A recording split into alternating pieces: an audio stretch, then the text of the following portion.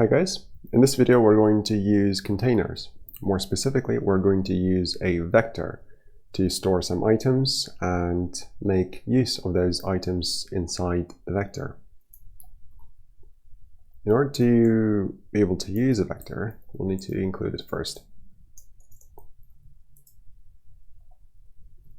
Once included, you will need your typical standard namespace. And let's start with a vector of strings. Call it strings.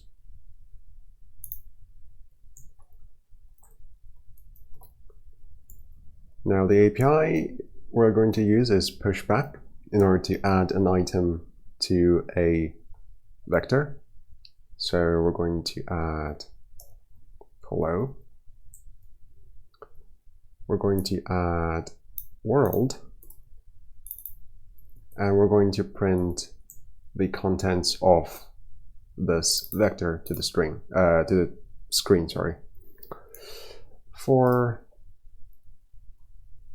We'll do the typical loop that you might be familiar with at this point, and we're going to do a slightly modified loop later on.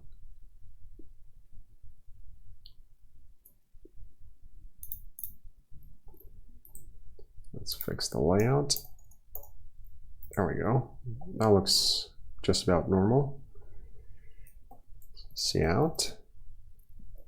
Strings at is the syntax that you want.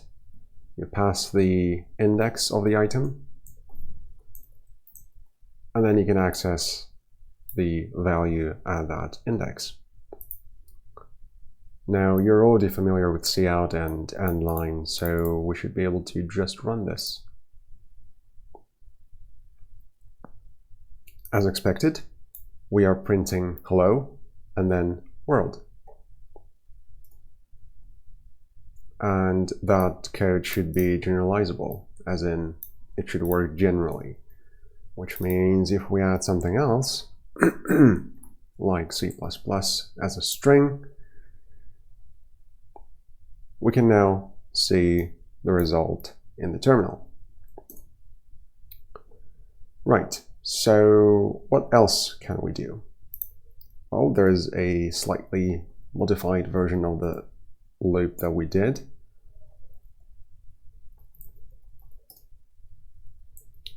So in this loop, what we're saying is for each item in this vector, and this auto keyword is going to be new for this video, it auto infers the type of this variable. And the type of that variable is the type of the items that we store in this vector. And in that case, you don't need to have indices, and you don't need to access items at particular indices, because you have the item itself that you can print like this.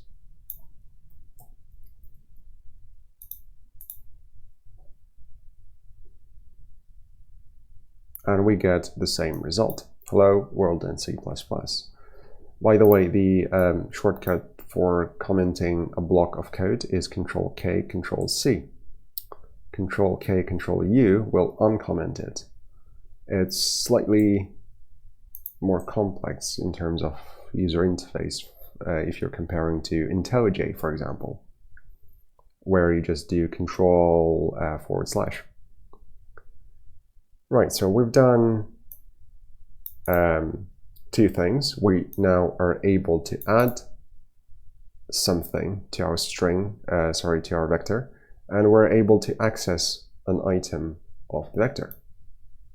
Now let's get rid of all this and create a vector of ints. I'm going to call this numbers. Actually, let's do double. I'm going to use the same API to add 1.5 and maybe 2.5. And now I want to print an arithmetic mean of these numbers. For that, let's create a new function to make it a little bit more interesting. So this function is going to create, is going to return a double, and let's call it just mean, or calculate mean. We're going to pass in our vector. And we've previously covered references, so we're going to pass our vector by reference in order to avoid creating a copy of that vector. So in this function, we're going to do something, and then we're going to return something, which is supposed to be a mean of these numbers. In which case, I'm able to do something like that. Calculate mean, pass the numbers vector,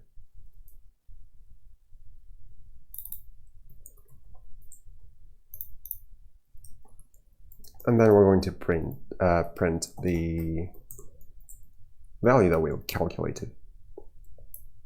It should be 2, because that's the arithmetic mean of these values. You add 1.5 to 2.5, you get 4. 4 divided by 2 is 2. And we divide by 2 because there are 2 items. So first of all, we need to calculate the sum. And the way we can do that is using this new loop that we learned. And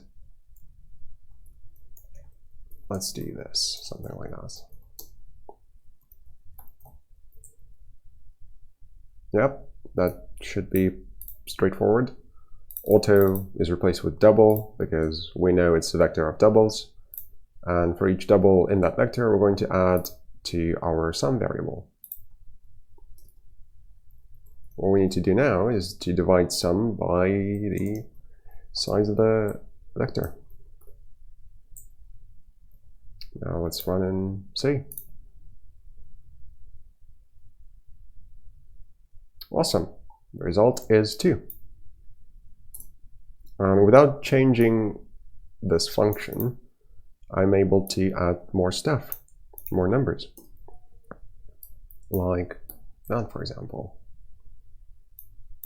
Let's do 0, 2, 9. This gives us 12, so the result should be 6. Oh no, it won't be 6 because it's 12 divided by 3 now. So the result is 4. Cool. Now, what I'd like you to do for your task for this video is to create 2 more functions, or actually maybe more than that. And these functions are going to be calculate min, which is going to calculate the minimum value. Or actually, you're not really calculating minimum value, you're just getting it, I suppose. We're going to have calc max, which is going to return the maximum value of this vector, or maximum value in the vector, I suppose. What else can we do? Calculate mode, calculate median. Essentially, anything you can remember from your maths in calculus, I think that would be the place to search all these things.